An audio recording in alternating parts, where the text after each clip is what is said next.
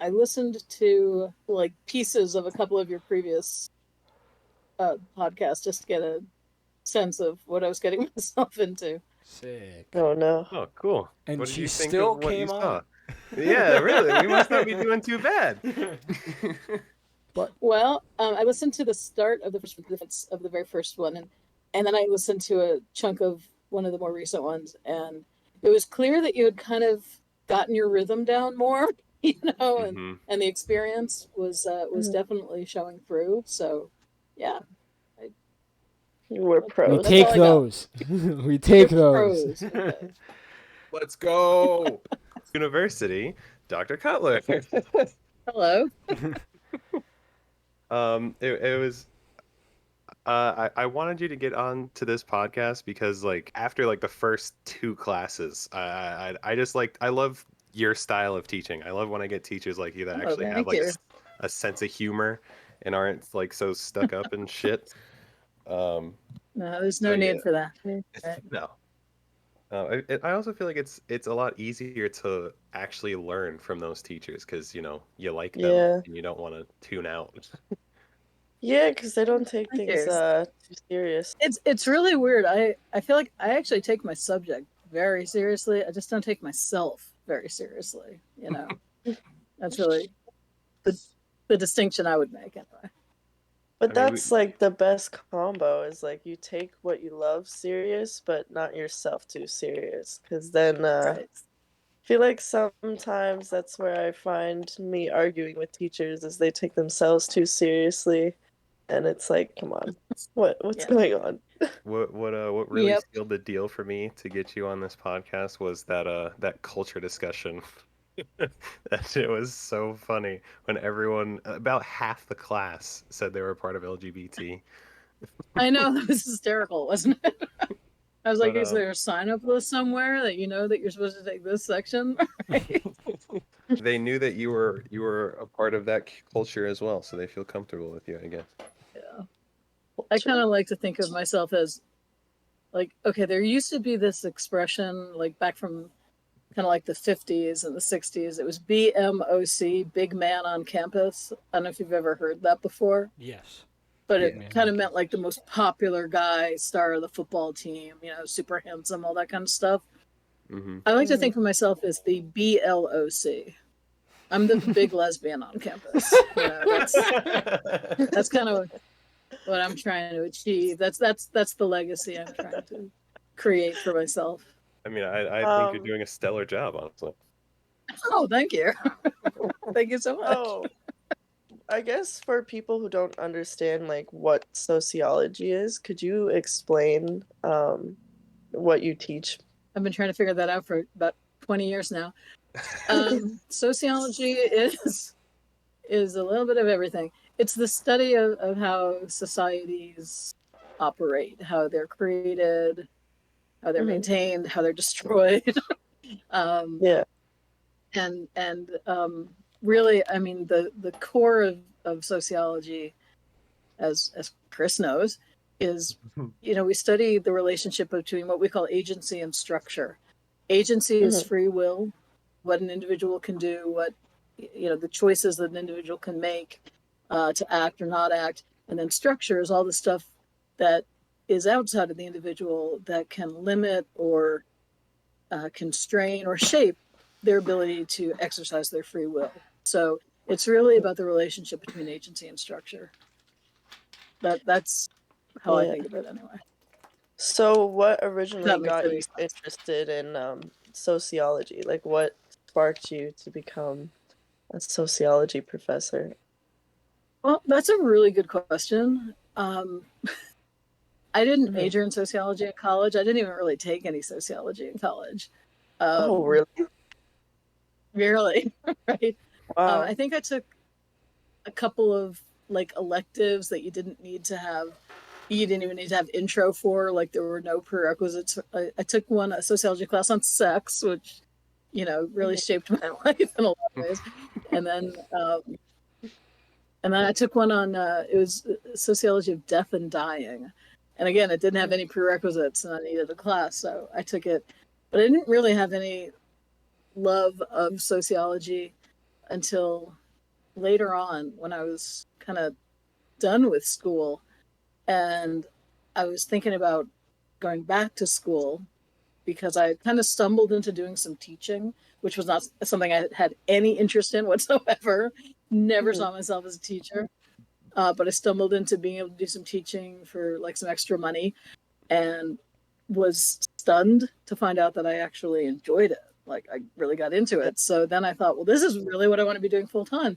But I'm going to need to get. I could never teach high school because I say fuck far too often to be able to keep a job in a high school. So I needed to get a doctorate, to get a PhD so I could get a college professorship.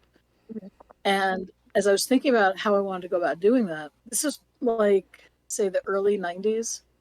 And I was realizing that a lot of this stuff, I kind of gave it a lot of thought and realized that a lot of the stuff that I was interested in at that time in my life, a lot of the stuff I was reading about, really fell more into sociology than anything else.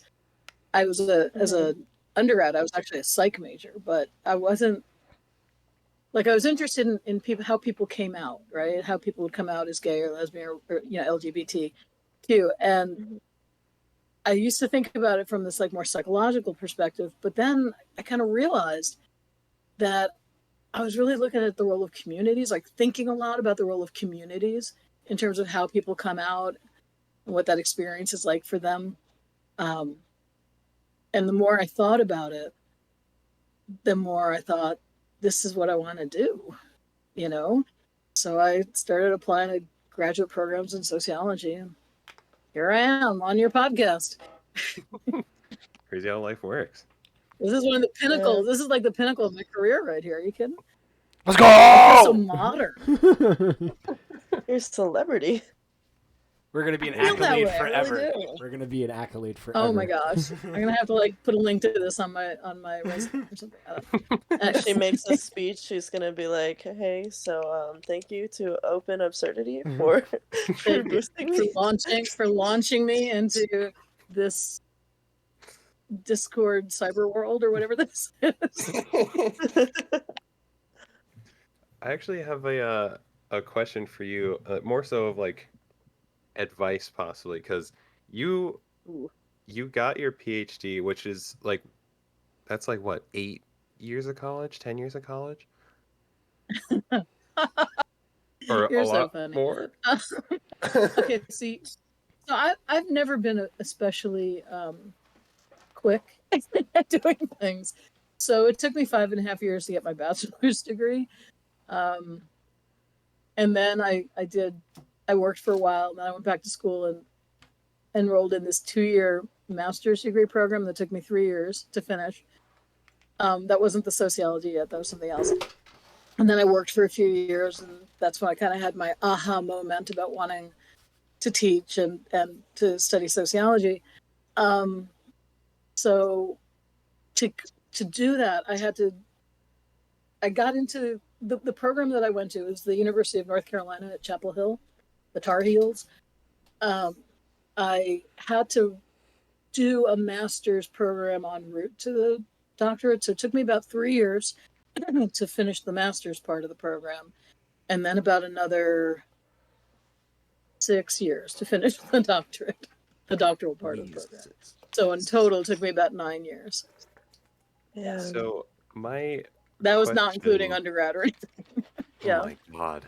My question for you then is, because when I initially got into college, I wanted to become a veterinarian, because I love animals and everything. But as of lately, and I've talked about this in past episodes of the podcast, I've like kind of been second guessing because of the sole reason of that's a lot of school and a lot of debt. And I guess my question for you is, how did you stay like motivated to finish that out? Because I'm like struggling to do that to the point where I don't really want to be a vet anymore because I don't want to do that years of school. Yeah. Well, I mean, my motivation ebbed and flowed. There were times when I was really into the things I was doing, at that moment, like when I was actually doing the research, part of my doctorate, whereas the time I spend studying for what are called comprehensive exams that you have to take, um, just to give you a feel for it. A comprehensive exam, they're different at different schools and different programs, whatever. But the ones that I had to take, you pick up the exam at 8 a.m., you turn it in at 5 p.m., and you answer 4 questions in between. Okay, and it's like, in answering those 4 questions, you're supposed to demonstrate that you know that material, like the full breadth and depth of that material, and that you can call yourself an expert on it. You can go out and teach it. Okay, that's torturous to answer a four questions, and you have 8 hours to do it, and you can't use any, you know, materials or anything. You just have to go in. You spend a whole semester basically just preparing for the comprehensive exams. That was not fun. There was nothing fun about that whatsoever. That sounds like a It's just like one of nightmare. those. It really is, and it's just one of the hoops you have to jump through to get the credential. So in terms of motivation, I mean, it ebbed and flowed. There were times when I thought, I just cannot do this. And then I would think, but if I don't do this, what else am I going to do? There's nothing else I want to do. So I Exactly. would just get back into it then. But it was an inconsistent road. Mhm. And I do want to point out to you, Chris, For that me. even in her story. And also, I don't come from money or anything like that. I'm sorry. Oh, I was going to say, from even you had said earlier, you didn't even start off studying and like going towards sociology. So Right. realize that Like, switching literally it is not a bad thing. Oh, no, not at all. In fact, when I Yeah. started college, when I first entered college, I was a biology major. I wanted to be a doctor. I had wanted to be a doctor forever because I thought it was cool and you could help people and all of that. And then I spent one semester pre-med, and I thought, I'm gonna, walk in front of a train if I keep doing this. So I wasn't into that, and so I changed. That's when I Yeah. changed my major to psychology. But it was really hard because, for a really long time I was like all through high school, I was like, I'm going to be a doctor. I'm going to be a doctor. I'm going to be a doctor. Period. It was like I never thought about anything else. And then to suddenly say, I do not want to do what is necessary to become a doctor now that I see what it is, was a very, like, I felt really disappointed in myself in a way, and I felt really disappointed when I told, like, my parents, because they had heard me saying I was going to be a doctor forever, right? And I just felt like I was letting them down or something, because I was also the first kid in my family to go to college. When my parents didn't go to college, there was all that kind of stuff going on as well. So it was tough. It was a tough transition in a way, but I have no regrets about it. Zero That, regrets. that's actually scary how similar our stories are. Like, word for word, that is the exact situation I'm in right now, only with being a vet. Yeah. Because I'm Yeah. the first kid of all of my parents to go to college in the first place, because I made a promise to them when I Mhm. was a kid that I highly regret, saying that I would go to college. Did you say that? Well, no. Yeah. Okay. Never mind. Yes. Go Well, on. you technically already went, so Yeah, You but never I told said them I'd you graduate and finished all college. that. No, I told them I'd graduate. But oh well. yeah, that is almost like creepy that our stories are extremely similar. But I don't know if I have the willpower to fully go through with it. But if I can't find something else that I want to do as a career, I probably won't have a choice. Mhm. But I hear Yeah, Mhm. so and many horror stories about chemistry for college, and I hated chem in high school. And oh oh yeah, my God. yeah, Yeah. right. And you'll have to take organic chemistry, which is probably like the most failed, like across the country. Not just, I'm not talking about specifically ESU, but like organic chemistry. That's the class that, like, all these people go in. They're, for pre med or for biotech or probably pre vet as well, whatever, and then they get to organic chemistry, and so many people fail organic chemistry that it just kind of like separates the people who are, really have a better chance of making it than the ones who don't. It's like the most failed college class nationally. So Yeah. not that, okay, maybe I shouldn't be saying these things. It's No, tough. Okay, maybe I'm not doing this very well. That skyrockets my confidence. But what the thing is, Chris, seriously, like, all right, just going back even to the very beginning of this conversation when you were saying about how I didn't take I don't take everything so seriously. I think part of it is because I came from a family where I wasn't surrounded by people who were academics and who were I'm like an academic from the working class. I just I don't play golf, I go bowling, you know what I mean? It's like, and so and I think that for those of us who are in the situation of being the first in our families, and and our parents didn't go to college, all that kind of stuff, there is so much pressure not only to go to college, but to find a career and say, yes, I'm going to do that, and it has to be something recognizable.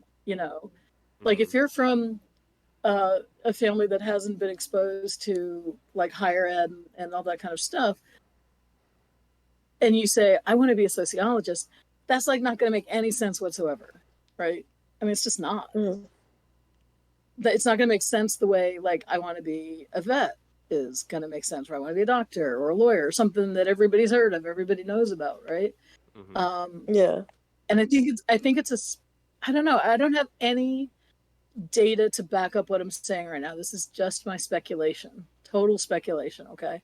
But I imagine, just based on my own experience, and it's harder for kids who kind of come up that way to say, no, this is not what I want to do, because it feels like your whole family is kind of, they've put their money on you, and now you have to perform. They brag about you and everything for fucking going to college and shit, and it's like, oh my god. Yeah. Right. Exactly. But then most, people change careers though. People change careers all the time. Even the ones who have gone to college, followed a career path. It doesn't help that I'm a very indecisive person. Like, I'm an extremely indecisive person. Yeah, we know. Yeah, we know. Yeah. We know. We've dealt with it. But I think the nail in the coffin that really, like, because I always had kind of second doubts on one, my capability to do all those 10 years and just doing the 10 years in general.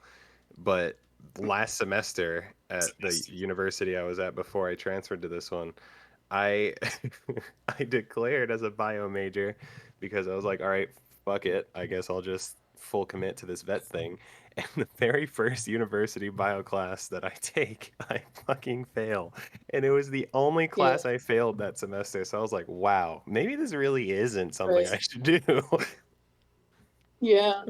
No, I feel that. My first semester of college, again, I was declared as a bio major. I went in and, did my classes, and I had chemistry and I had biology, and I got D's in both of them. So I passed them. I got D's in both of them. The chemistry one was a gift. There's no way I had actually passed that class. I don't know why, but it showed up as a D. And the only class I got an A in was psychology, my intro to psych class. So I'm like, I'm going to study psychology instead. But also, I mean, I got an A in it because I actually found it interesting. So I was like, I wanted to do the reading. I wanted to think about the things I was being asked to think about because I found it interesting. So I definitely and I had no idea what I was going to do with it. Yeah. I feel like it's hard because, like, when we're in high school, it's not like you're learning your strengths in high school. You're learning what they want you to learn in high school, which is, the basic English. Like, English, I guess, is important because we need to learn how to speak. But, like, science, math, like, if you're bad at math, you can't just be like, I'm bad at math, I should try something I'm stronger at. They're like, no, here, do math and continuously fail math over and over again. So when people get into college, I feel like that's why there's so much figuring it out through just doing it and like being in those classes, and then people being like, wait, actually I suck at this, and I would have never known unless I did it. You know what I mean? Because there's not a lot of those opportunities before college to just. Nobody's just sitting in like their house, like, I'm gonna try to do a biology test or like some shit. You know Right. what I mean?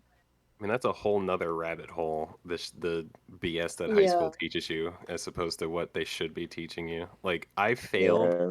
I failed Well, I mean, a lot of it algebra is state one. mandated. Yeah. Yeah, Yeah. I failed algebra 1 and 2 in high school, and because I failed those, for my senior year, I had to take the quote unquote like stupid math, like the super easy math, in order to pass. And that math class taught me so much more valuable shit than any other class I took. Like that class that Was I it only was in. statistics or No, whatever? no, it was, I think it was called math applications or something. Yeah. Oh wait, Um, yeah, yeah. and like the class that I wouldn't have been able to take unless I was in that situation was the most beneficial because it taught mortgage financing, credit cards, interest rates, Chris, APR, like that's the shit point like of the that. class. That's I literally know, the but point. like, It's called yeah, math applications. It's applications that's of what math. that's what I'm saying. Like, why isn't Yeah. that a mandatory class Oh, as opposed to the Yeah, other that ones? only Because gave that's you the like only one like, credit. because that class actually teaches you, the real world shit. I don't care about ax plus b or some shit or y equals mc. Like, our why? school really didn't give a shit about that class because I'm pretty sure my health teacher taught that class. pretty sure Oh, not even an wow. actual math teacher taught my math apps class. Yeah. Wow. It's just mind blowing. That's crazy. It's crazy. I mean, Yeah, I think there's a lot that could be done a whole lot better in terms Yeah, of just how preparing your how kids for the higher real world. how yeah, because of the kinds of things you were just talking about, in terms of patients, people need to know how to do that stuff. But it's not necessarily clear that everybody needs to know how to do calculus or something, right? Yeah. Petition to get rid of calculus, please. Yeah, we don't need it. my next, I actually have a question for you. Still college based, but more social based. Did you have a social life in any point of your college? Like, how was it like a Yeah, grind that's time? why it took me 5.5 years Okay. to finish a 4-year So, degree. so I can't. He's like, I had all- the social life. All I had written down basically is talk about like what that part of your life was like, because for me, I went to a community college and I switched my major 4 times and I dropped out. Uh-huh. I can't do college. I wish I learned that much early on. But I didn't have like a going away college experience. I didn't have like college parties that like my cousin has or my friends have. So like I want to see, especially because you were in it for so long, if like while you were in the midst of like getting your PhD, you were like, fuck it, I'm going on a banger, like on a rager tonight with my friends instead, like, or shit like that. Like I get interested in that social part of it. Was Dr. Cutler a Well- crazy person? Were in you grad doing school? keg stands instead of doing tests? Keg stands instead of textbooks.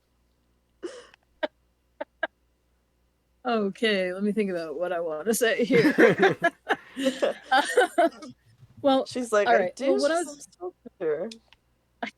no, probably I can't remember. No, I was blacked Unless I out know for it was most of it. good. like when I was in college before the whole PhD thing. Like I said, it took me 5.5 years, and that was a part.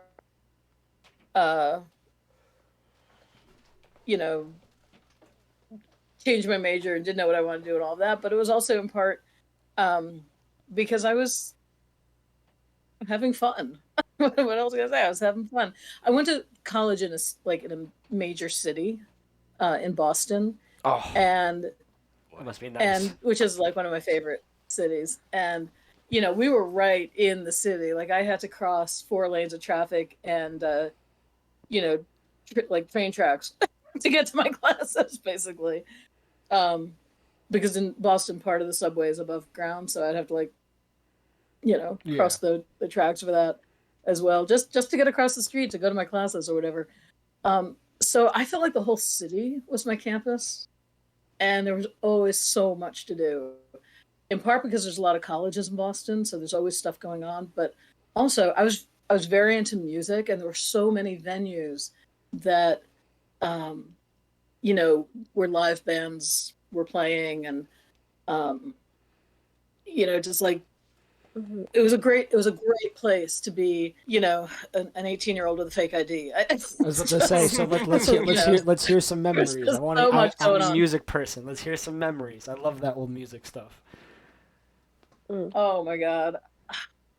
Some memories. It has so many bands. I mean, so many of them sucked, you know, they were local bands that really weren't all that good.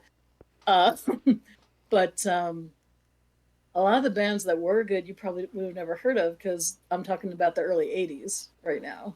Oh, try us. We are So like huge the music fans. Neighborhoods, which is not the same as the Neighborhood that do that Sweater Weather song. That's a totally different band. Okay.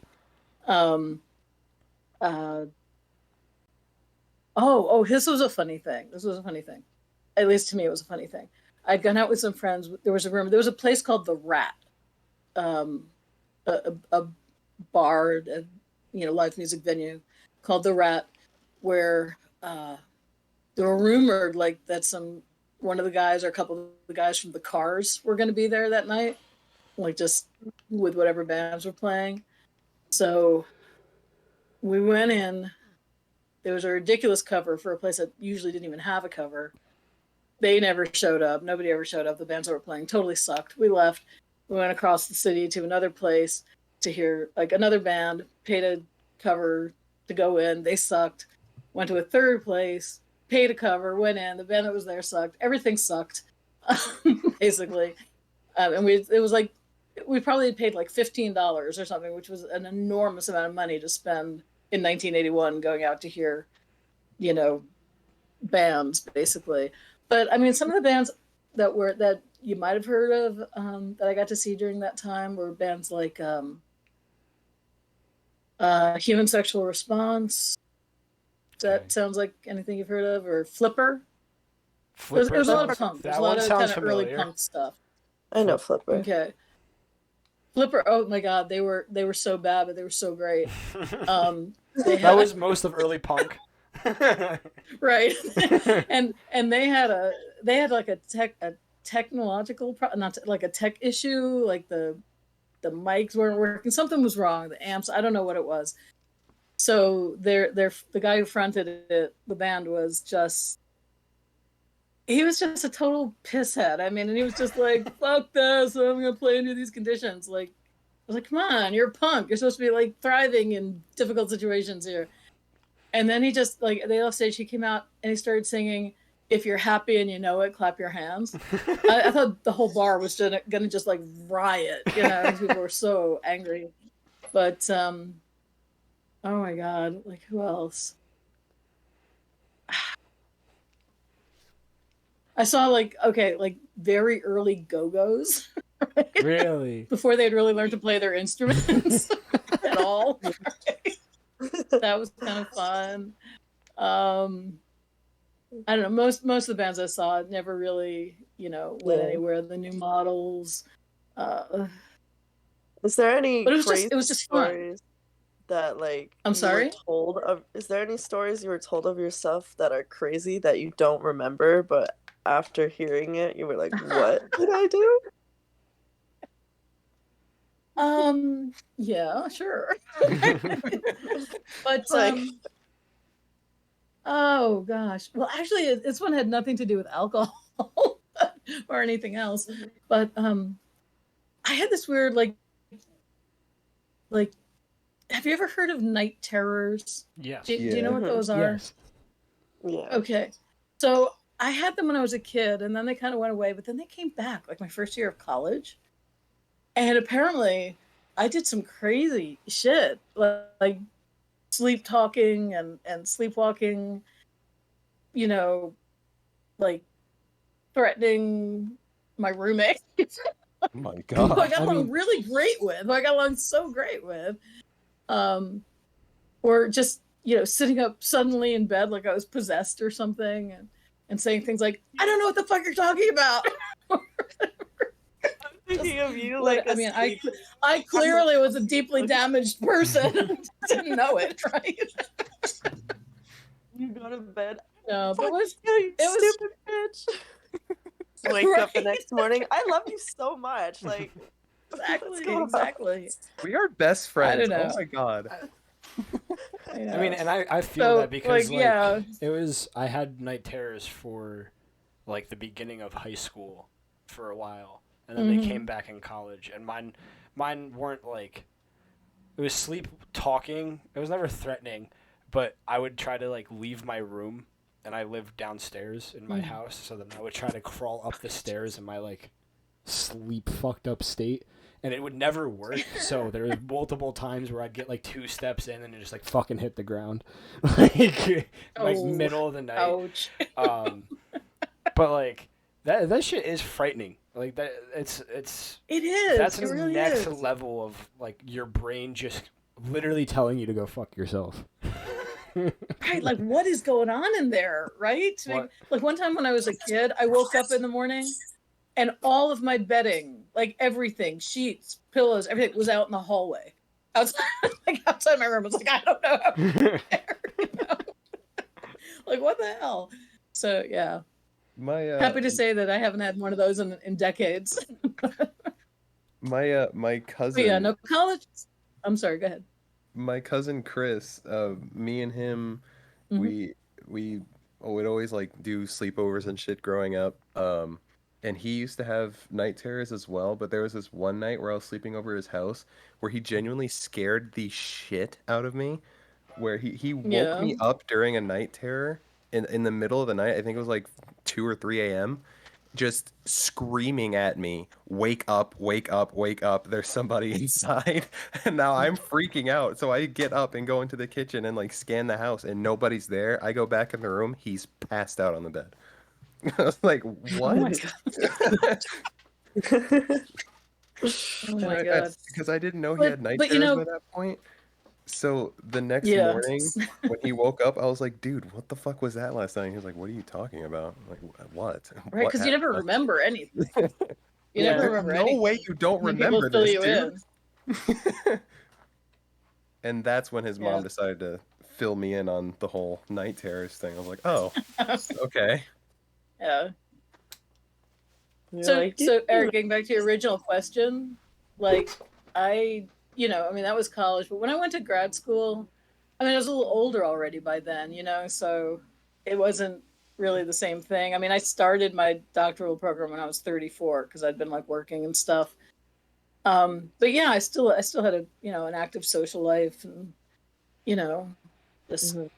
hanging out with people, partying, but like not the same intensity as it was during college. Makes sense. It's okay to let us know that you were like the beer bong champ or something. Not the champ, but I was pretty good. Quarters. I was pretty good at quarters Humble. too. So. I would pay to see you in a party. Just Why? blackout drunk. I feel like that would be the No, funniest shit no, ever. no. I try to avoid the blackout drunk situations at this point in my life. I'm a parent now. You can't get blackout drunk anymore. Yeah, I guess that is a good point. Only on the 4th of July and New Year's, and that's about it. Yeah. That's usually the And respectable. my birthday. Birthday, yes, and- birthday, and Christmas, and Hanukkah, and every Yeah. day's a Every- holiday. every- Every day's a every And don't holiday. forget, there's Arbor Day. In my book, every day's a holiday. Right, I belong right. somewhere. So I have a more sociology based question. In what Okay. way do you think that we are like an individual is like affected by their society? Like to what extent do you personally think an individual is affected by a society? I think we're affected by society 24/7. Yeah. Yeah. Yeah. We don't live in a vacuum. We don't live in a vacuum. We live Yeah. in community with other people, people who are making rules that we have to abide by, whether we want to or not. Yeah. Rules that if we break, we may have to deal with consequences that are not of our Yeah. choosing. When we Do you- can, Yeah. Mores and Sorry? taboos. Mores I and was gonna taboos. Well, there you go, baby. There you go. Do you think that it is worse, like not worse, more like we're more influenced now than like back in the 80s, like that we have more, I guess with like the internet, since there's more access to influence. Do you think people have more chance of being an individual, or that it like with social media that it makes the chances of us becoming like a sheep herd mentality like stronger? sheep, sheep, Sheep. everybody baa like a sheep. um, I'm so upset I missed that's that what we first did day of the class. first day of class. That's what we did, right? Baa like Yeah. a sheep. This I think it's a really interesting question, Morgan. I really do. Mm, I don't know that it's more or less. It's just I think it's taken on a completely different texture. Here's the thing: like in the '80s, like when I was in college, yeah. there was no internet. Period. So there was no people didn't have cell phones. There weren't even people didn't have personal computers. Like the only people who used computers on campus were the people who were studying engineering. They had computer labs that they could go to, and they were like these big clunky things. And then when they printed out on these big what were called dot matrix printers that had green and white stripes across the paper and perforated. It was like such a weird thing. It was only the Yeah. engineers who did that stuff. Otherwise people would use it like a typewriter to Yeah. type of paper. So, but even with that, people always were worried about like, is my friend mad at me, or am I listening to the right band, or, Yeah. because we're still we're still sort of like, I sound too like intense about it, but we've always been kind of under surveillance in a way, whether it's at home with our parents, or it's our friends, or it's at school, or it's whatever. We've had all these outside influences shaping us and telling us what to do and what not to do and how to do it and how not to do it, and what's right and what's wrong. Those things have always existed. I mean, like when I was in high school, people still worried about whether their friends liked them or not, or Yeah.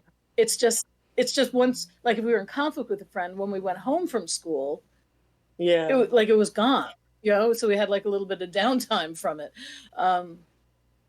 Whereas now there is no downtime because, like you said, social media, etc., we're under constant bombardment with information, and including information about what we're supposed to be doing, what we're not supposed to be doing, whether people like what we're doing or don't like what we're doing, or how we're doing it. So it's gone from something that was always there, but because we're so immersed in it now, I think that media, which has long, I mean, since the rise of television, really, I think media has played a part, and advertising through mass media has played a part in affecting us in these ways. But since the rise of social media and communications technology that we can carry around in our pockets, information technology we can carry around in our pockets, the bombardment is constant, and so in that way, I think it's changed. Yeah. If that makes sense. If I've answered your question.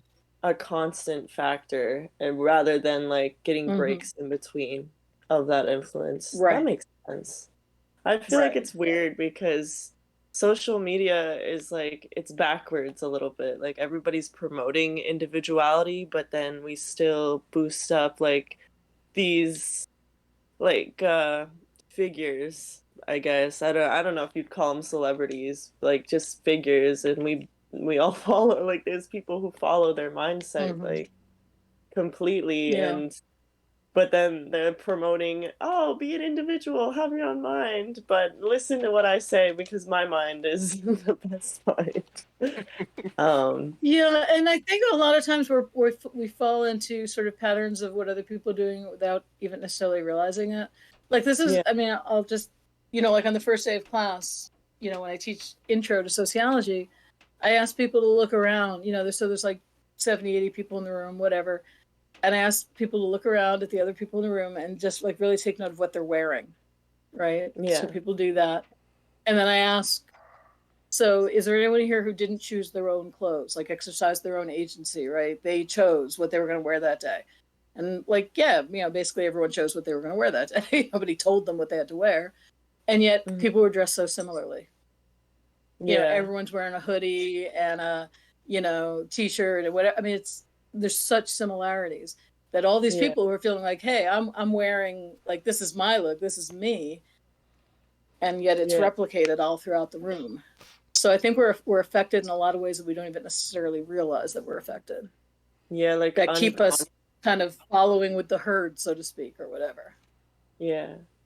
Do you feel like we'll ever be able to get to a point of like having people be more individuals, or do you think that it's just human nature? Like we're always going to kind of be like this to some extent?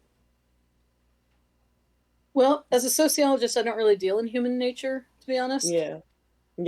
I deal in what is, what is happening. Just a personal thought. I don't. Well, here's the thing. Here's the thing, Morgan. And I really believe this. Maybe it's possible if you literally live entirely on your own in a vacuum with no input from any other sources. But that's not how we live. Nobody can live like that. From birth. You can't just like stick a baby on the top of a mountain and say, okay, we're going to check back in 20 years, right? Because that baby's going to die. Right? Unless some nice wolves, adopt it, that baby's going to die. But, so that's just kind of like a hypothetical, right? And this is the part that's going to sound so weird. I think there's sort of a sweet spot between agency and structure, those two things, like free will and community or external limits on free will. I think there's kind of a sweet spot there, because in some ways the only thing that allows us to do things together in groups is the fact that we all pretty much know what to expect of each other behaviorally in different situations.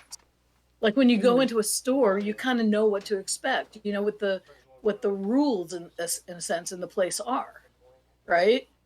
Not to cut in the front of the line. You can't just pick something off the shelf and start eating, or or whatever, right? And you go in there knowing what to do and pretty much knowing what everybody else is going to do. And that's what makes it possible for us to even like live in society, is this kind of shared ideas about how normal works or what normal is. So we kind of have to have that in order to live in groups. We have to have some understanding of how we fit together. And that requires some rules, basically, so that we can move through our days without constantly not knowing what's going to happen, right? But then there's an excess of that. There's an excess of that. You certainly can see it in like totalitarian regimes, and you can see it in really, in certain kinds of settings, of course, like school, some kinds of schools, or certainly prisons or whatever, where there's like a real excess of, in my, what I would call excess as compared to free will, of like the structure piece, all the rules, and the rules are what matter, not the individual. But again, if we go too much in the other direction, where it's all about the individual, then we really aren't going to be able to live together and do things as a society or as a community. So I think there's a sweet spot in there. I don't know how you get to it, but I think it exists. So you feel like there's like a balance to thing, like a yin and a yang to how much and how much we follow each other, like laws, obviously, like don't kill people and stuff like that. But unless your government tells you to. Yeah. There are exceptions, right? Yeah, I do think there's a balance. I don't know that we're all that good at achieving the balance. Yeah. And I also, we move because we live in a very sort of complex society. We maybe at home, like when we're with that group of people like that we live with, maybe there's a balance there that feels real comfortable. But then when we go to work, it's like my boss is a tyrant, and you look at him wrong and you're getting written up for something or whatever. Maybe there's not a balance in that part of our life, that sort of community that we're part of, and then maybe it's some different way in another setting. Like maybe if you're part of a religious group, like some religious groups are really strict and others have a lot more room for the exercise of free will. So there's not a single answer. I mean, we live in so many different sort of subsets of community all at the same time in our lives that I don't think there's just kind of a single place that's going to exist in all of those. Yeah. That makes sense. Thanks. This is very informational. Yeah. Me and Chris sitting here like fucking monkeying cymbals right now, like trying my best to listen. Sociology is really the square box interesting. goes in the circle hole. Like what is and like how people function and like relate to each other. I do think that is very interesting. That's part of the reason. I really very much. I'm sorry. Go ahead, Chris. I was just gonna say that's part of the reason why I find like psychology, and now with me just learning about sociology, like that whole kind of thing is very intriguing to me, because it is truly, even though we do know, quote unquote, a lot about like human psychology and how societies work and whatnot, I feel like it's still just like the surface level, like there's still so much more, because we as humans are so inconceivably complex that I don't know if we'll ever be able to fully 100% figure out everything, but it's and we're always changing. Like before, you could definitely say there was a gender bias and it was a lot harder for women to like literally do anything. But now I feel like, or at least in America, not every country, some is getting worse, but in America at least, like, and some are better than America, actually. Some are better than America. Like, for example, in Iceland, it's actually illegal to pay women less than men. We should have that, actually. Right? Exactly. Yeah. But here's the thing, like, this is why I love sociology so much, to be honest, is because if you can't see that what we live, how we live, is a consequence of decisions that people make, right? And like institutions that people build and laws that people pass and all that kind of stuff. If we can't see that it's not inevitable, the way we do things is not inevitable, we could do them differently, then then you can't, if you can't see that, then how can you possibly see any possibility of change, right?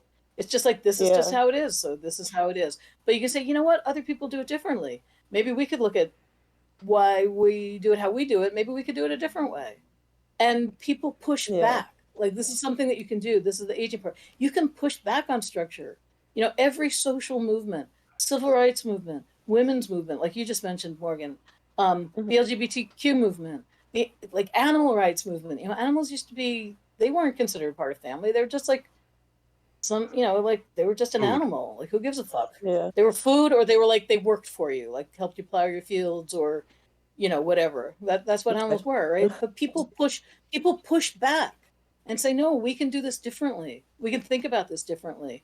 We can organize it differently. We don't have to have slavery. We don't have to have,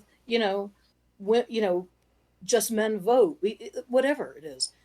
And so I think if you can understand how society works, if you can understand how people, that it is the way it is because people have made it this way, so people can make it a different way, that's how change happens. And sociology is I think it's the ticket to that. I really do. I Yeah. love sociology for that reason.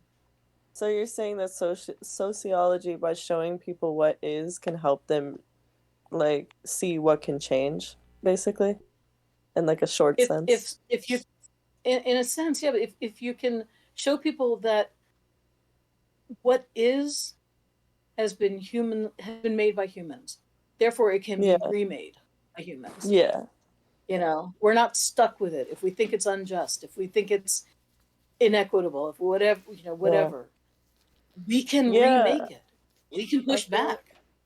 And that's how change has yeah. happened throughout history. That's how change has happened. I And feel I like think that's part of the, to me, the real joy of sociology. yeah. It's definitely very interesting. I feel like there's definitely two types of people in the world. Ones that are comfortable with fear or just repetition, hence why like they don't push for change, and then the people who can actually like sit and like see where things came from and like why, and that we have changed multiple times before, because like I mentioned earlier, like humans are always changing, always adapting. We're always like we never stay the same for forever, hence why like the like even our clothes, like fashion trends is like a simple way of an example. Like we Yeah, don't even wear the same clothes that we do sure. like Cultures last year. change, right? They totally Yeah. change.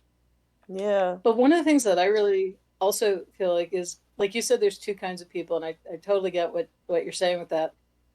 When I think about like two types of people, I guess what I tend to think most about is, okay, there's the way things are, and there's one group of people who kind of benefit from the way things are, and another group of people who like don't necessarily benefit from the way things are.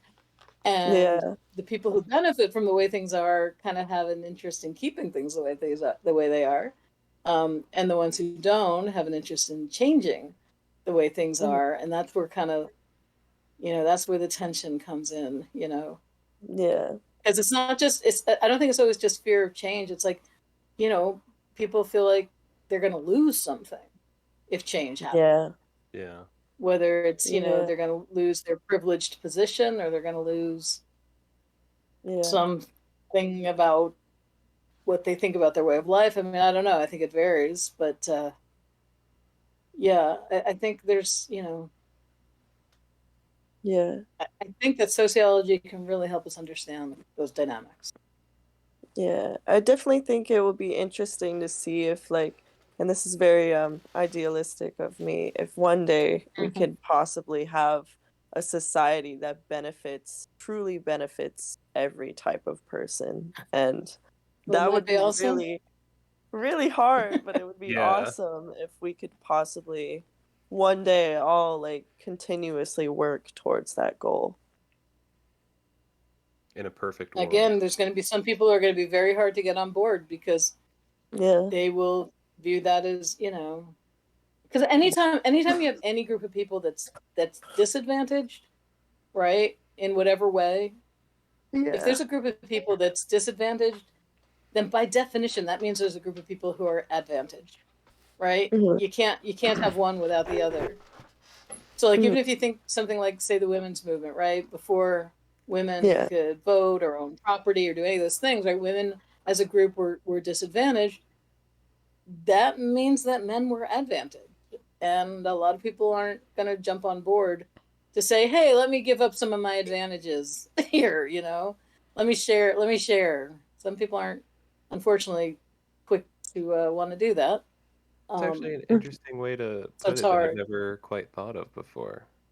That actually makes like a lot of sense for, American history as a whole, really. Mhm. Yeah. But Yeah. So on a side topic, because I actually just thought of this because I would be interested to see what your answer to this question would be, especially since Valentine's Day is around the corner.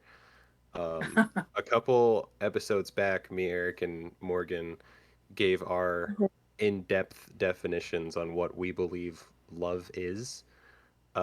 So you, as a sociology professor, I feel like your perspective on that question would be very interesting. So I want to flip it towards you, but also add like, what do you think love is? Like, how would you define love? And how do you Wow. think love affects society as a whole?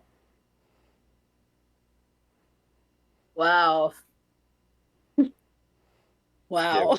yeah. The episode we gave our opinions on this topic on, we were talking about it for I think like a half hour, 45 minutes straight. Yeah. Yeah. Wow. What is love? Wow. Baby, don't hurt me. Well, first of all, I think there's different kinds of love. I guess Yeah. I'll start there. Like, the love I have for my daughter is I'll take a bullet for her kind of love, right? Yeah. And and I will inconvenience myself for her to, to have a good experience of something, or to try something new, or to, just to grow. I mean, but that's Yeah. different from the kind of love, of course, that I've had in, like, romantic relationships or whatever. What is love? Wow. It's a very multi-layered question. Wow. I'm struggling with this one. Maybe that's my problem. I don't know what love is. Me I think, that could be an answer. it's like, okay, well, first of all, I should contextualize my position here. So I'm about 2.5 years out of a divorce. Okay. So, of a almost 25-year relationship. So I used to think I had a better idea what love was, and now I'm kind of like, maybe I didn't have it quite right. I don't know. Love is patient. Love is kind. What is love? Wow. I'm really struggling with this one. I mean, I'd say it's okay. then- Like, my boss doesn't even believe in love. My Huh? one boss. My one boss does not believe in love at all. She only believes in like platonic love, Yeah. but she doesn't Well, believe maybe in love like is. I mean, I love my friends. Yeah. My closest friends. I love some of them more than I love some of the people I'm related to. Through blood. Yeah. So what is love? I guess when you care about someone and you value someone, and you are as patient with someone as you are with yourself. You care about them as much as you care about yourself. You value them as much as you value yourself. You are as patient with them as you are with yourself. You cut them the same slack that you cut yourself. I don't know. It's really a hard question. I wish I had some brilliant philosophical take on it. I But mean, but I really don't like know. that. I like that Yeah. it's more of a like that's just because that's the golden rule is don't do to others what you won't do to yourself. Just, like shit like that. Right. So like it just applies to that perfectly, and that's a good way of explaining it. Is like, how do you treat yourself? Yeah. Would you treat them like that? It's that same But I kind of also thing. But guess is where, that like, you have to love, or is love that just yourself first. respect? Is I that don't love, know. or is that just respect for another person? I feel I like- don't I feel like No. love I'm and on the respect kind of go opposite hand in side. hand.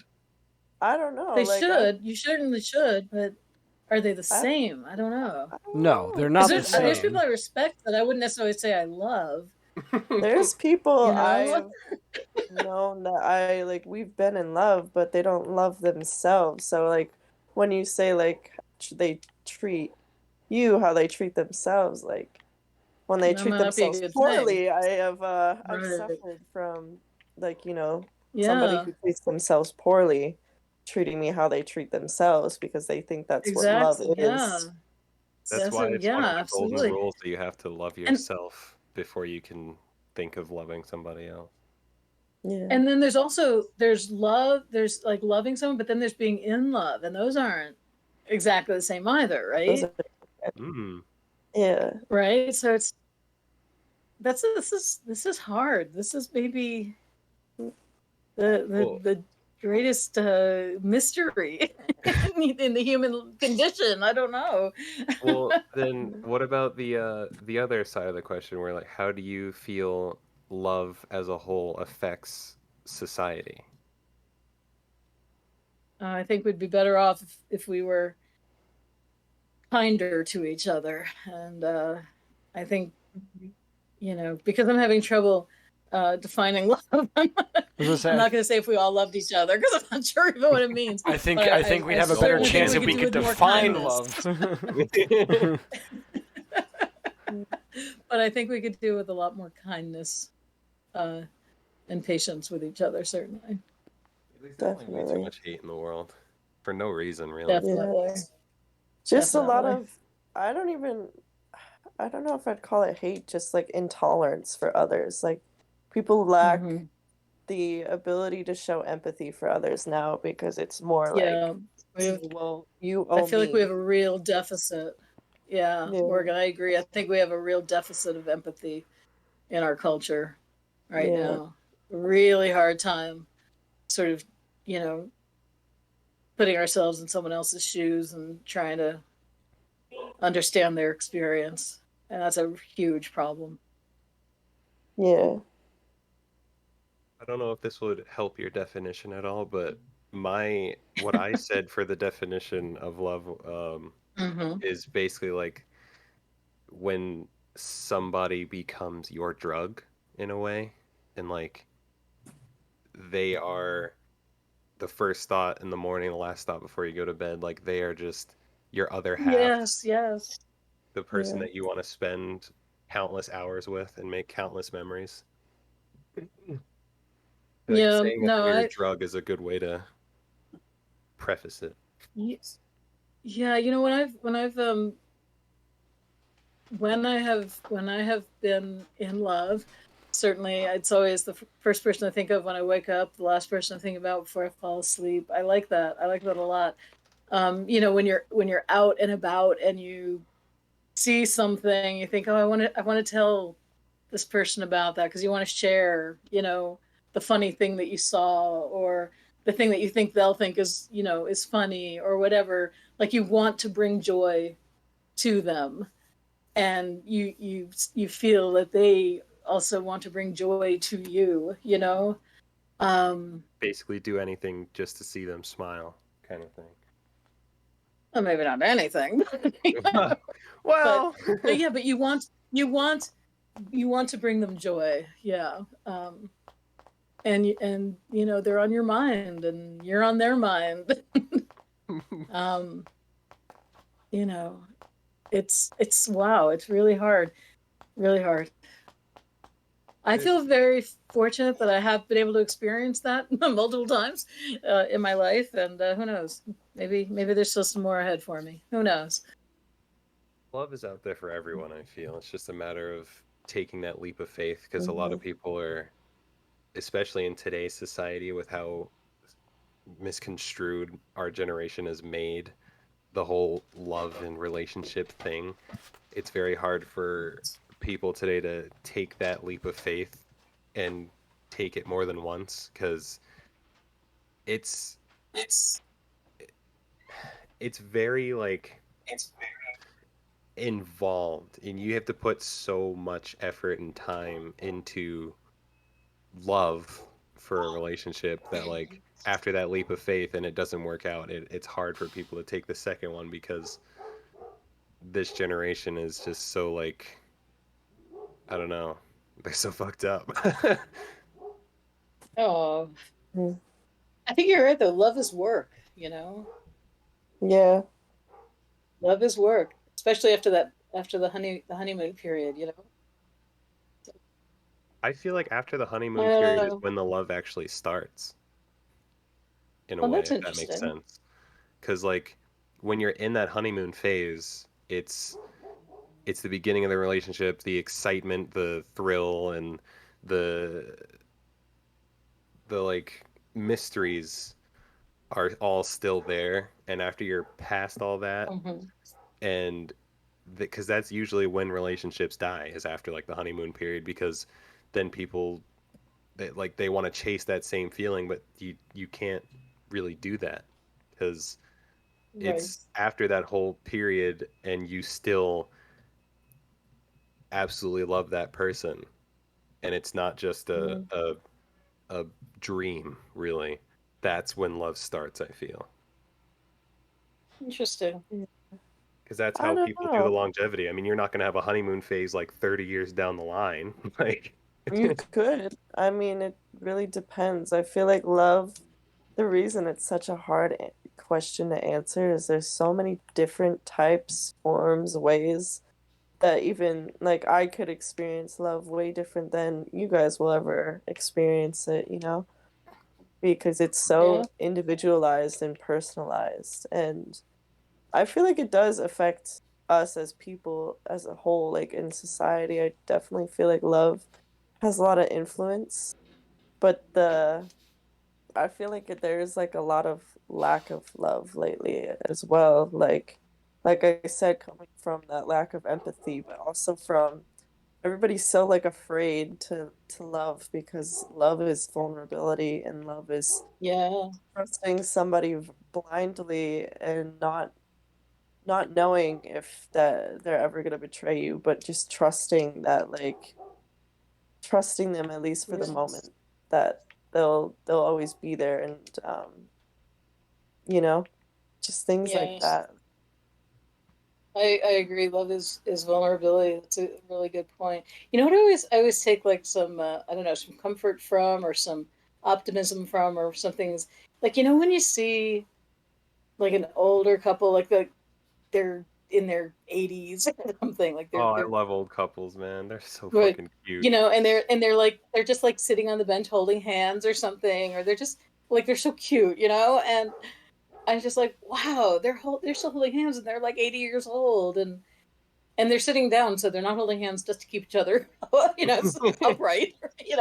They're actually holding hands, and it's so sweet. That gives me hope when I see that kind of thing. Yeah, maybe chivalry isn't dead after all. Yeah, yeah. Chivalry or not, just love, just caring. Yeah, That's all.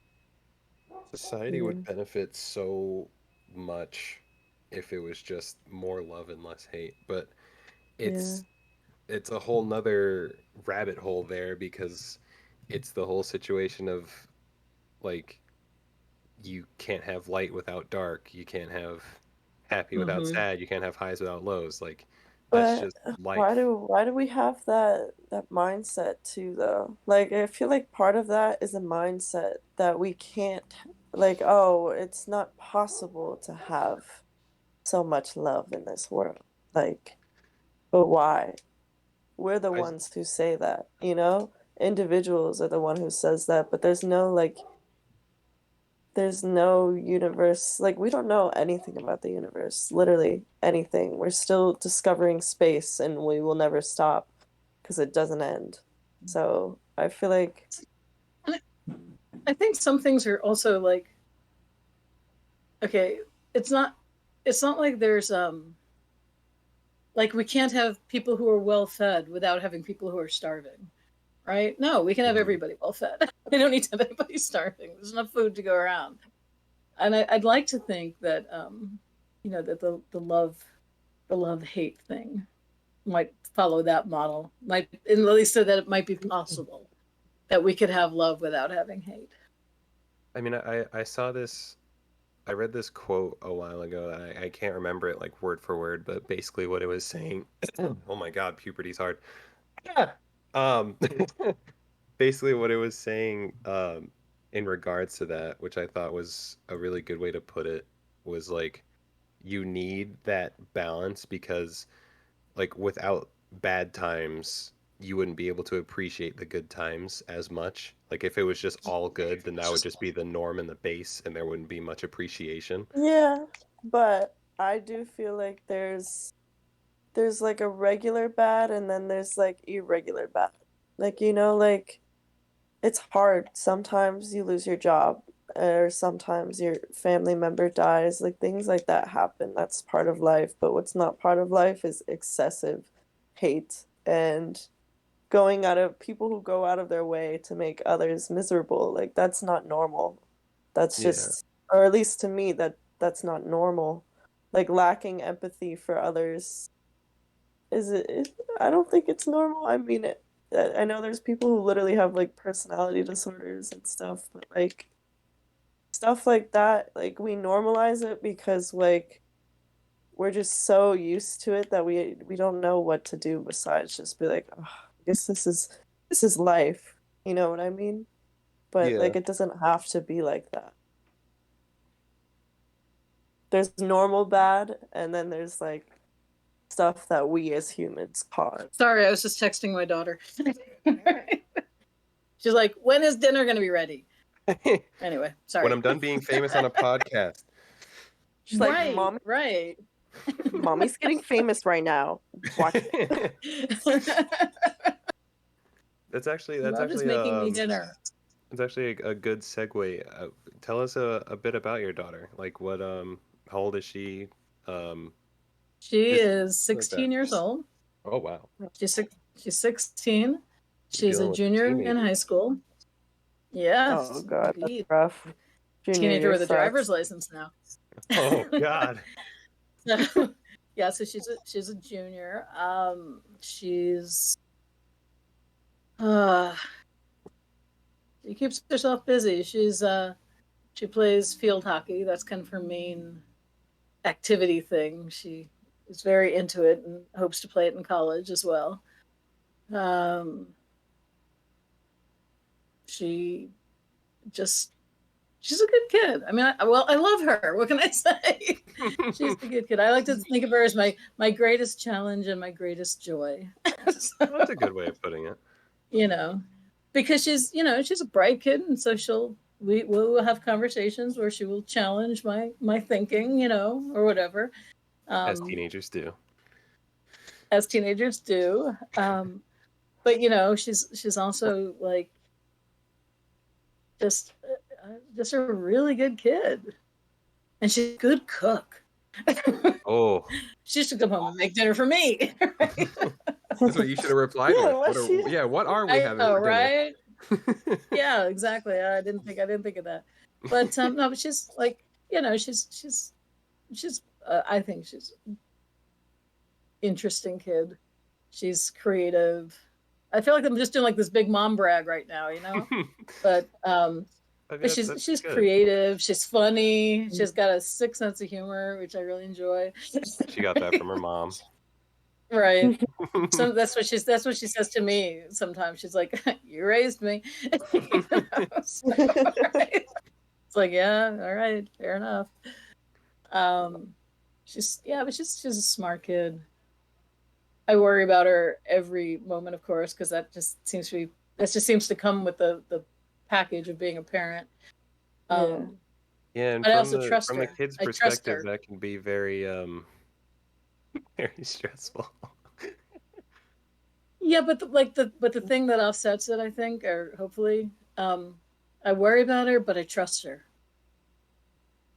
I feel like not enough parents are able to say that. I think she's got a good head on her shoulder, which doesn't mean she's never gonna make mistakes. I mean, I made mistakes. Everybody makes mistakes, or things they, looking back on, think, oh, maybe I should have done that differently. But those are her mistakes to make, and I trust her, and I hope that, and I know it's something she and I've talked about, that if she finds herself in a situation where she's feeling unsafe, that no questions asked, I'll get her out of there. Gotta call Mama Cutler to knock some heads.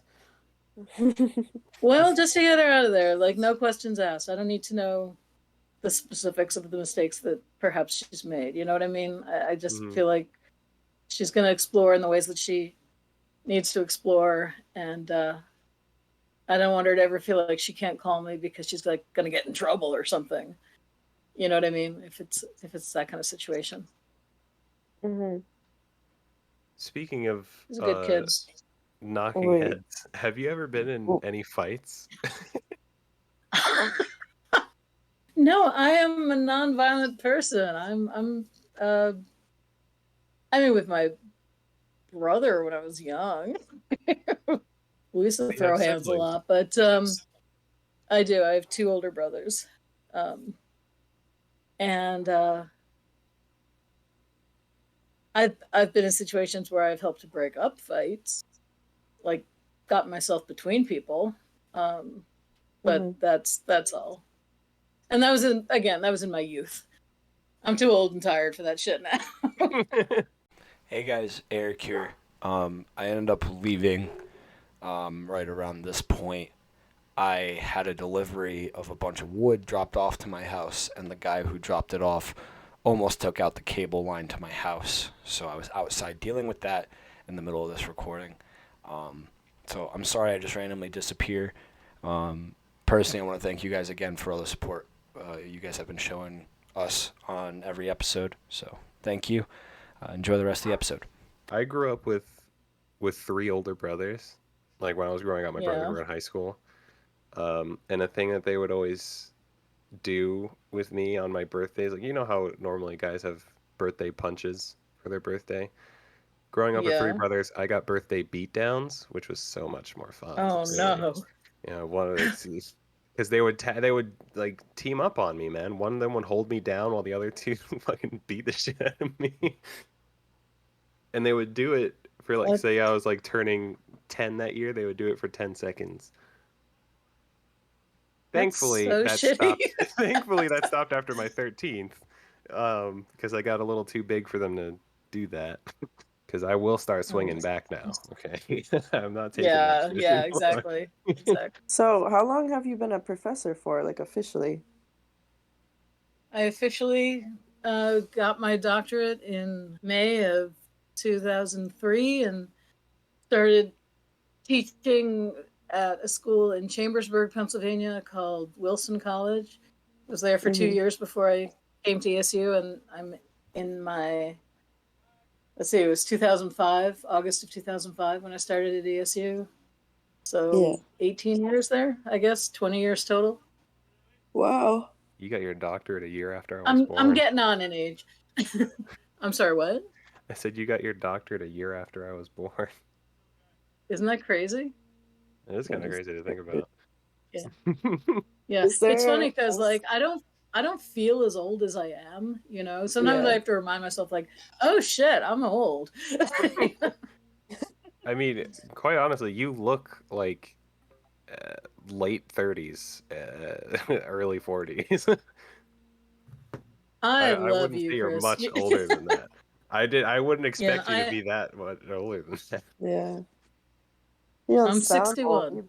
No fucking okay. chance. It's true. No 61. fucking I graduated way. from high school in 79. What the fuck? I graduated high school in 1979. It's true. Sipping from the fountain of youth or something? I don't know. I must be doing something right, I guess. But my hair is finally starting to go gray. My hair's getting gray now. Yeah, my dad's the gray look is sick. 65. I'm not gonna lie. My dad's Like, having 65 gray and he hair has a bunch of gray hairs, and you don't have any. Yeah. No, I have like 12 or something. I have enough to count now. Hell, I have gray hairs, man. Oh my god. I'm blonde, so you know, the gray just blends in. Yep. No, I mean, I really only feel old in my knees. My knees definitely feel old. But yeah. I mean, being a professor, having all like the fresh mindsets every year probably keeps you young. Like, yeah, it's the young people. Yeah. And my daughter. My daughter keeps me young. So. I always had the question with teachers of like, do you guys say like the same thing every class every year? Because I feel like that would get really boring and really repetitive. Like, I'm assuming to a certain degree there's really repetitiveness, but yeah, I mean, okay, so every semester I teach intro to Soch. I teach other things as well, but I'm always going to be teaching some intro to Soch. And I mean, it's not like the definition of a term is going to change from one semester to another. So in that sense, yeah, it's the same. But I mean, I'm always trying to come up with new examples and like keep things current, in terms so that people will get what I'm talking about. Yeah. So that kind of stuff changes. I try to make some new jokes, right? He's like, all right, what am I going to tell as a joke this year? Yeah, That's what's the main and also challenge. like I can't tell a joke like to save my life, but in the moment, like if something is going on, or somebody says something, I can kind of jump onto that and make it into something funny. You know what I mean? Like I can't Yeah. stand up and tell jokes, but I can joke around, Yeah. or make faces or do whatever if make something funny. So that's just in the moment. I can't plan for that kind of thing. I remember So There are times when I can't even believe the things coming out of my mouth because I did not plan to. I did not plan to say that, and there it is coming out of my mouth. like, oh, there was this one time. Wait, how am I suddenly talking about cunnilingus in this class? I'm not. Whoa, what's going on here? There was this one time in high school. This chick walked up to me with like a group of her friends. She's like, "Hey, you're funny. Say something funny." I was like, "That's not how that fucking works. I'm not a stand-up comedian." Like, I respond to things in a funny Chris, way. say I'm something not funny hilarious. now. Chris, come on. The fuck do you think I am? A tall Kevin Hart? I'm no. Exactly, right? It's like in the situation, you see the humor in the moment in the situation. So, right, the commentary that you can make. So, thank you for watching another episode of Open Absurdity. This officially makes episode 8 now. 2 more until 10 episodes, which is kind of crazy. Thanks so much again for my lovely professor, Dr. Cutler, for joining us today. It was very, very fun. Well, thank you for inviting me. Yeah. It was fun for me not too. being a boring teacher. I have a quote, Chris. Oh, you do? Okay. I do. Be sure to follow us on Spotify, download us on Spotify, subscribe to us if you're watching us on YouTube, leave a comment, all that cool stuff. If you subscribe to any of our channels, any of our social medias at Open Absurdity on everything, it is scientifically proven that you are a cutie. That's just how it works. I don't make the rules. But anyway, Morgan with today's quote.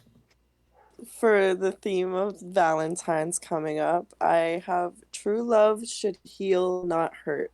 Hannah Shibar. Very true. Nice. Very true. Okay. Thanks again for watching, guys. We love you all. Go enroll in her classes right now. Yep. Make her all kinds of money. Thanks for watching All right, another bye-bye. episode. Bye-bye. Bye.